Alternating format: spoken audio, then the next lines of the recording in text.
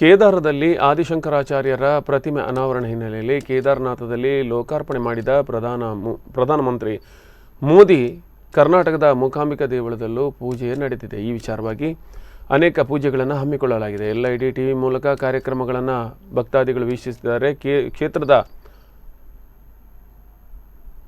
ಶಂಕರರಿಗೆ ವಿಶೇಷ ಪೂಜೆಯನ್ನು ಸಲ್ಲಿಸಲಾಗಿದೆ. ಈ ಮೂಲಕ ಕಾರ್ಯಕ್ರಮಕ್ಕೆ ಮೋದಿ ಅವರು ಚಾಲನೆ ನೀಡುತ್ತಿರುವಂತಹ ದೃಶ್ಯಗಳನ್ನು LED ಸ್ಕ್ರೀನ್ನ ಮೇಲೆ ಪ್ರದರ್ಶಿಸಲಾಯಿತು.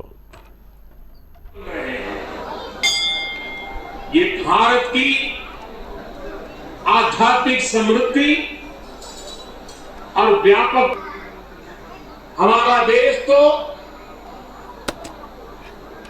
इतना विशाल है।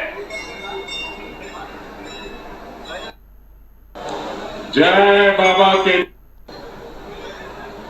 सभी वरिष्ठ महानुभाव इस पावन पवित्र भूमि पर पहुंचे हुए आप सबको आदर पूर्वक मेरा नमस्कार।